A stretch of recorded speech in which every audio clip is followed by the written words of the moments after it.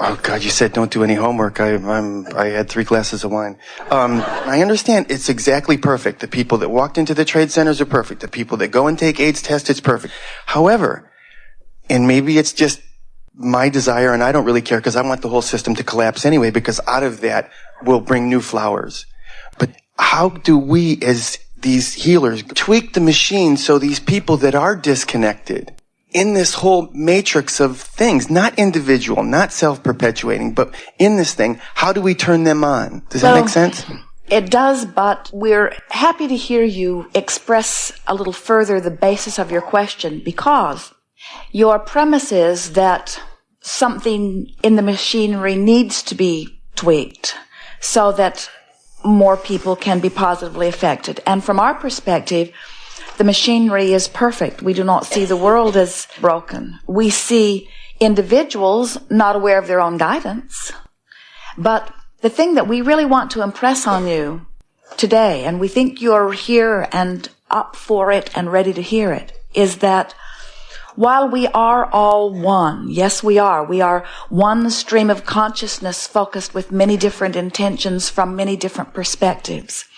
When you get it, that there is this vibrational relationship between any point of consciousness and the true source of that point of consciousness, and to the degree that that point of consciousness can feel its alignment with that source, to that degree we do become one mind. But do not miss the point of all of this.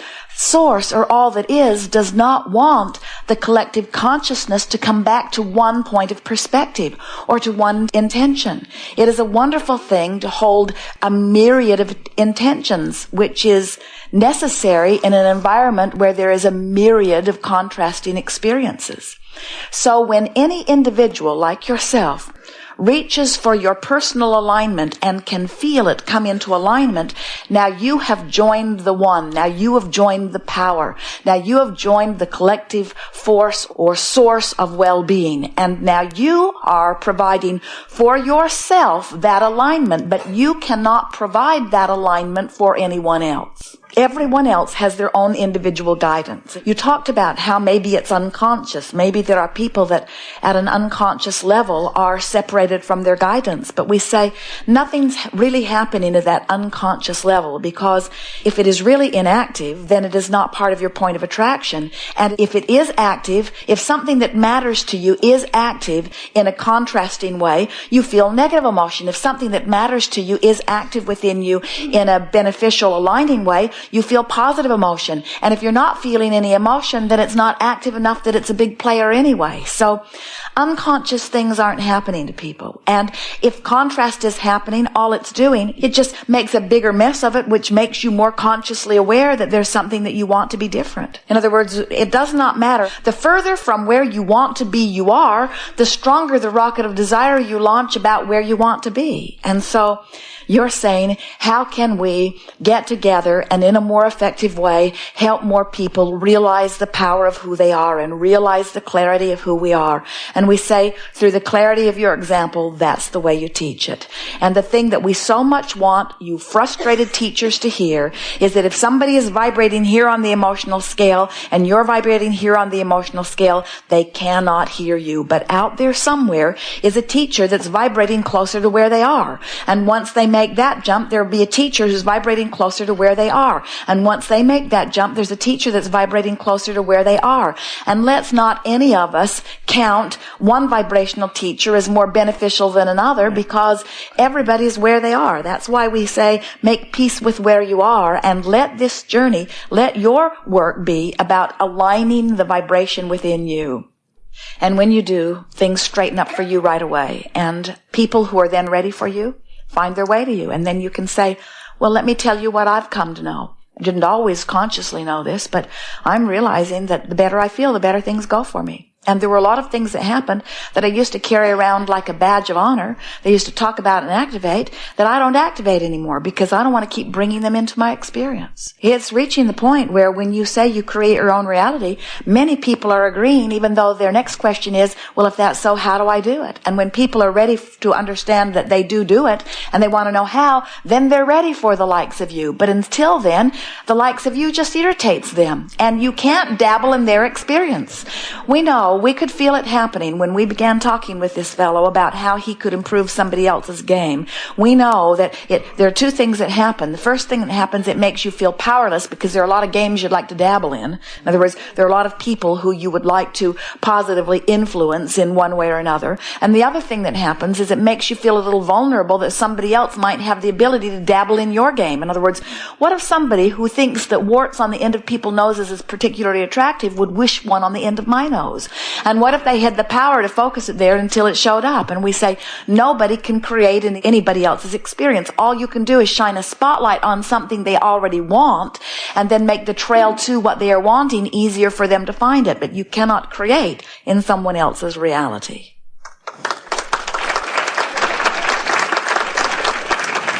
However, I'm just going to throw this out because this is one question I asked. Then it gets into what is the truth? And who are the powers that are manipulating the 95% who are unconscious? My healer friend says 80%. But here's the thing. Everything is true.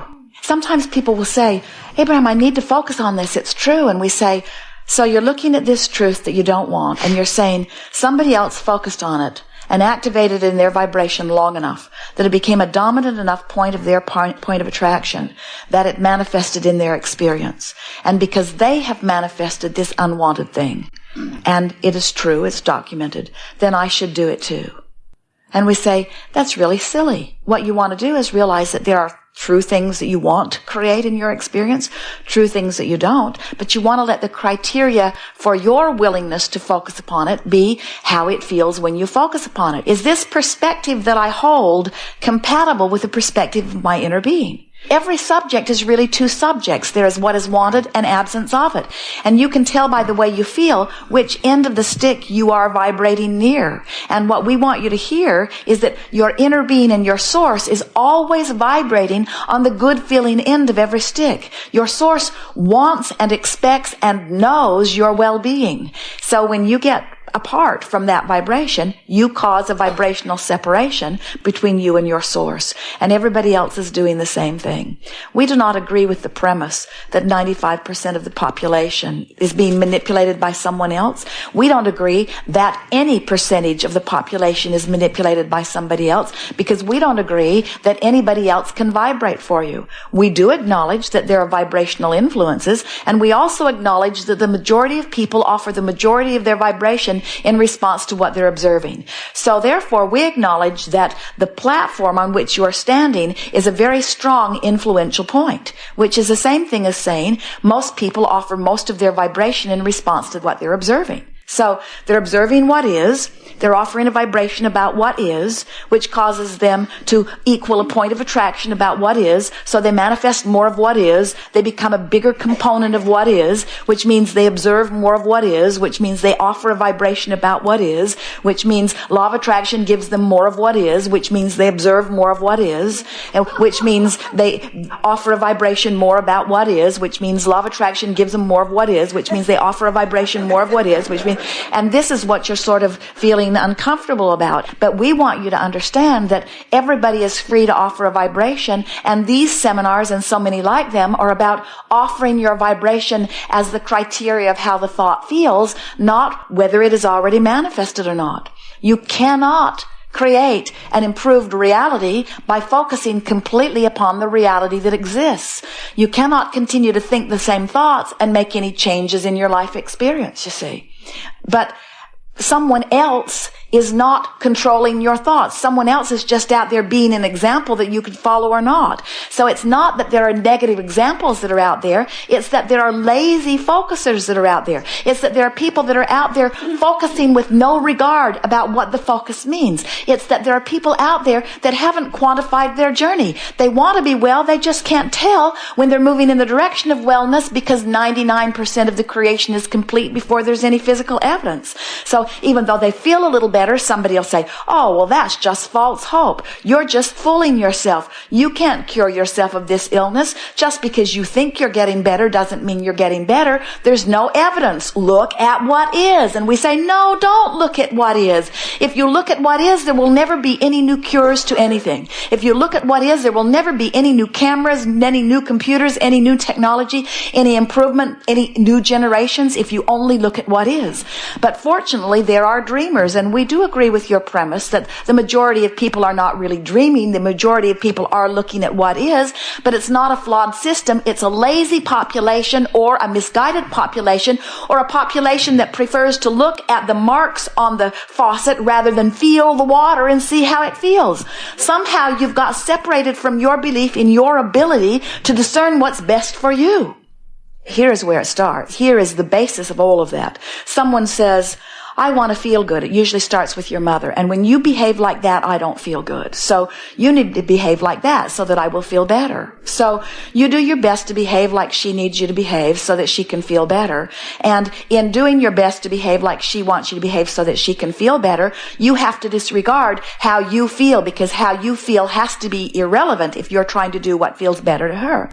Then in the bigger picture, you go to school and now they have other things that they need you to do so that they can feel better. They want you to quiet your mind. They want you to be still. They don't want you to be active. They don't want you to be varied in the things you want to talk about. They want to give you a handful of choices, and they want you all to put those square pegs into those round holes in some way.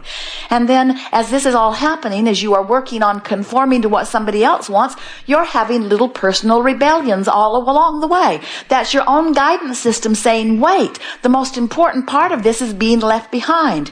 And to the degree that you are able to suppress your own emotions and conform to what other people want, those are those of you who do get lost in the process.